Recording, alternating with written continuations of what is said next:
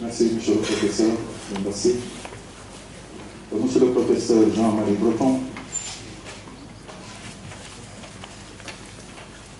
Madame Pendembo, ministre, Madame le ministre, la ministre représentante personnelle du chef de l'État auprès de la francophonie, monsieur le représentant du ministre de l'enseignement supérieur,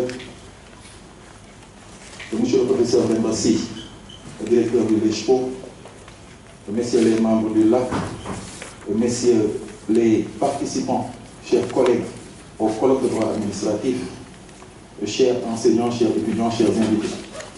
La cérémonie qui nous réunit ce matin se destine à un hommage rendu à l'un des nôtres, le professeur Jean-Marie Breton. Précisément, il s'agit, en marge du colloque sur le droit administratif, d'honorer par la remise des mélanges qui lui sont dédiés le professeur Breton. Il est des nôtres sans pour autant être de notre université. Mais cela est suffisant certainement pour comprendre qu'il n'existe pas des universités séparées et fonctionnant de manière autarcique, mais une communauté universitaire qui, sans être mondiale, est tout au moins francophone. Cette cérémonie, qui aurait pu se tenir dans tant d'universités françaises de la métropole ou de l'outre-mer, se tient à Dakar, manifestant ainsi et magnifiant encore la solidarité, la coopération et la réalité que la science ne saurait se courber à respecter les frontières. Mais tout le mérite en revient à celui qui est appelé à recevoir cet hommage, car c'est par sa volonté que cette cérémonie lui est rendue ici et non ailleurs. Ce geste, par ailleurs, est plein de symboles, mais pour qui s'est intéressé un tant soit peu au parcours du professeur Breton, il ne saurait être étonné tant l'amour que l'intéressé porte à l'outre-mer et à l'Afrique est connu de tous. Des personnes présentes dans la salle, pour de multiples raisons, ont beaucoup plus de légitimité à parler du professeur Breton que moi. L'une d'entre elles, le professeur Alioune Badara Fall, le fera avec plus de concision dans sa présentation à venir. Je voudrais, au nom de M. le doyen de la faculté des sciences juridiques et politiques que je représente, m'arrêter juste sur les symboles d'une telle manifestation et qui sont tous. Rendre un hommage à un collègue, enseignant et chercheur en lui décernant un mélange et, pour le monde universitaire, à la fois un acte pédagogique et un acte de recherche, mais aussi un geste de reconnaissance, de respect et de sollicitude à l'égard de celui à qui ce mélange est dédié.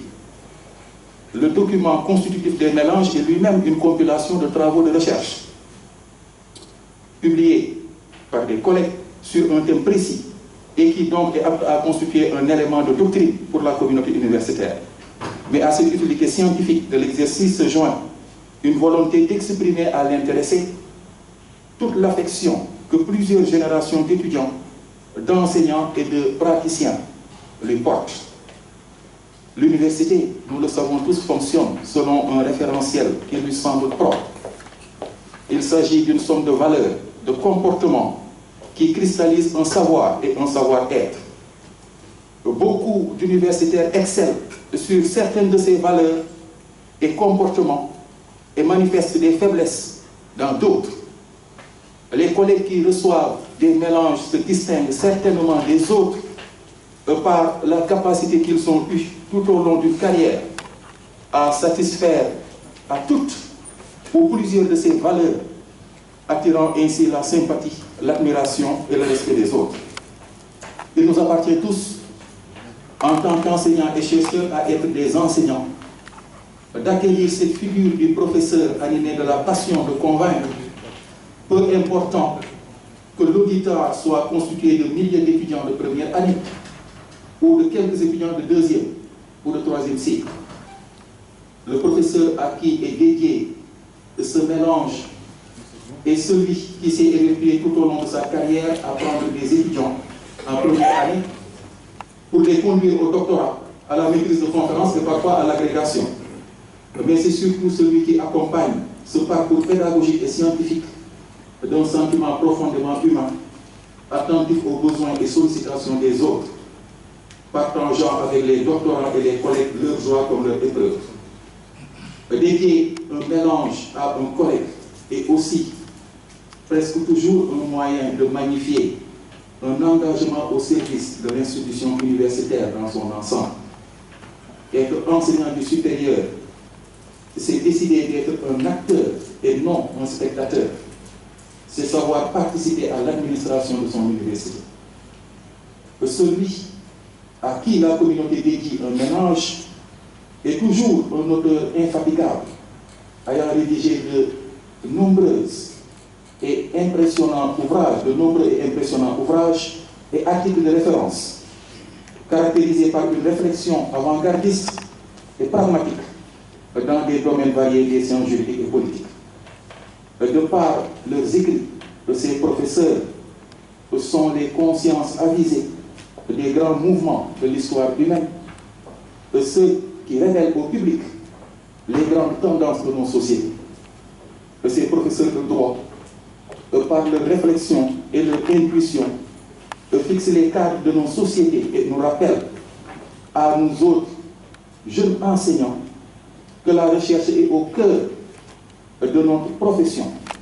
Jour après jour, une réflexion personnelle, un savoir transmis par la suite, par la parole et par l'écriture. Les mélanges se destinent aussi à des collègues qui ont consacré leur vie à l'université. Ils ne sont pas nombreux ceux qui, tout au long de leur carrière, ont considéré que l'essence même du métier de professeur d'université est l'enseignement, la recherche, mais aussi l'administration des universités.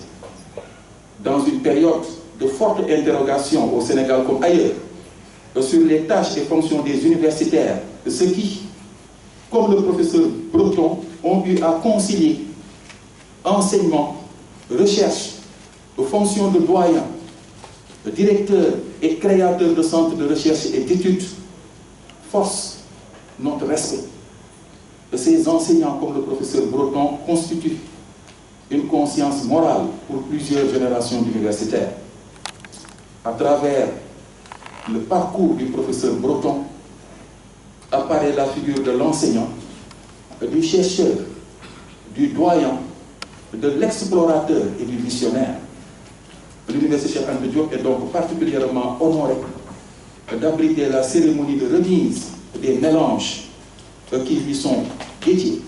Et je voudrais à cette occasion remercier tous ceux qui ont contribué à rendre cet événement possible. Je vous remercie de votre attention.